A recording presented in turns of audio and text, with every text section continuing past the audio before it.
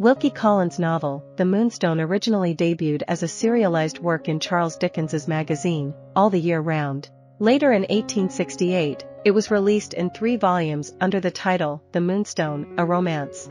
The narrative, rich with multiple perspectives, revolves around the mysterious disappearance of the precious Moonstone gem just as Rachel Verinder receives it as a gift. This blend of sensation and mystery elements in The Moonstone foreshadowed the emergence of the modern detective novel. The story commences with a letter detailing the removal, or perhaps theft, of the dazzling Moonstone diamond from its original setting in India. In 1799, amidst England's colonial endeavours in India, John Herncastle and his fellow British cohorts plundered a temple dedicated to the Indian moon god. In an act of violence, Herncastle dispatched the 3 Indian guardians of the moon god statue and seized the moonstone adorning its forehead. However, a curse uttered by one of the guards before his demise foretold misfortune for Herncastle and his kin as long as they possessed the moonstone. Ignoring the prophecy, Herncastle transported the gem back to England. Now, 50 years later, Herncastle has passed away, bequeathing the moonstone to his niece, Rachel Verinder, as a gift for her 18th birthday.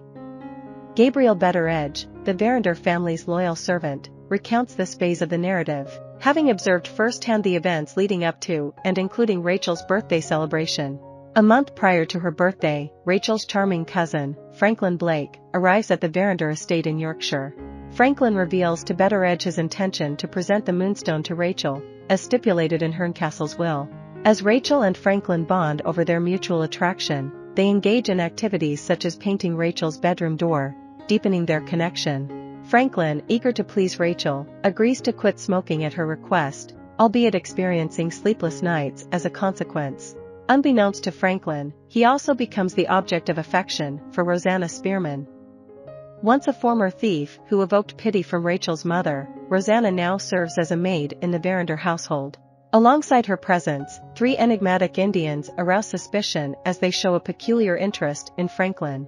Emerging in the neighborhood shortly after his arrival, both Franklin and Betteredge suspect their motives are tied to the pursuit of the moonstone. As Rachel's birthday dawns, Franklin presents her with the resplendent diamond in the company of a few others, among them her cousin, Godfrey Abel White. A well-off philanthropist who also holds affection for Rachel, Abel White proposes to her later that day, only to be rebuffed. Rachel adorns herself with the moonstone during her celebratory dinner party, attracting the attention of Mr. Murthwaite, a seasoned traveler acquainted with Indian culture. He warns Rachel about the jewel's significance to Indian religious leaders and advises her to safeguard it. The festivities are marred by an altercation between Franklin and Mr. Candy, the local doctor, and further disrupted by the uninvited arrival of 3 Indian jugglers. Despite Mr. Murthwaite's warnings of their true intentions, Rachel retires for the night with the diamond left in an unlocked cabinet, leading to its disappearance by morning. The theft sends shockwaves through the Verinder household, with Rachel particularly distressed, refusing to see anyone. Local law enforcement's efforts prove futile, prompting the arrival of Sergeant Cuff from Scotland Yard. His investigation leads to suspicions falling on Rachel herself, especially when she refuses to allow examination of her gowns for stains. Rosanna's odd behavior and cryptic remarks also cast doubt, with her eventual suicide by quicksand further complicating matters. Franklin, now estranged from Rachel, departs for Europe seeking solace, while a mysterious letter from Rosanna addressed to him surfaces. The narrative then shifts to London, with Rachel's cousin Drusilla Clack taking up the role of narrator. A devout Christian with secret hopes for a future with Godfrey Abel White, Drusilla finds herself entangled in the aftermath of the moonstone's disappearance and its ripple effects on the Verinder family. After Rachel's mother passes away from illness, Rachel inherits her estate. When Abel White proposes to Rachel once more, she agrees, only to later discover he had previously inquired about the value of her inheritance from her lawyer. Feeling betrayed, Rachel calls off the engagement immediately. The narrative perspective then shifts to Franklin, who returns to the Verinder home after a year of travel. Upon finally reading Rosanna's letter, he discovers a hidden box containing a paint-stained piece of cloth and another letter. Rosanna confesses her love for Franklin but despairs of his affections ever being returned, ultimately leading to her decision to end her life. Perplexed by Rosanna's revelations, Franklin seeks out Rachel, suspecting she holds further insights.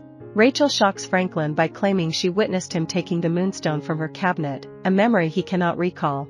They eventually uncover that Dr. Candy had surreptitiously administered opium to Franklin during dinner to help him sleep.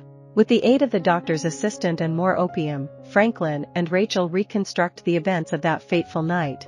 In an opium-induced trance, Franklin takes a mock moonstone from Rachel's cabinet, believing he must protect it for her. This revelation leads to Franklin redeeming himself in Rachel's eyes, and they reunite. Franklin enlists Sergeant Cuff's help once more, and together they unravel the mystery. It's revealed that a moneylender possessed the moonstone, and Godfrey Abel White was the claimant.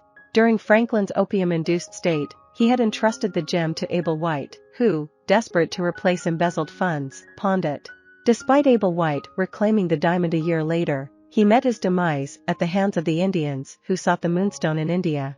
The Moonstone introduces elements that have since become staples of detective fiction, including inept local law enforcement, a skilled investigator employing scientific methods, and sufficient clues to solve a puzzle. Renowned poet T.S. Eliot reportedly hailed The Moonstone as the first and the best of the modern English detective novel. I hope you enjoyed this video. Leave a like if you did, and be sure to subscribe. Thank you.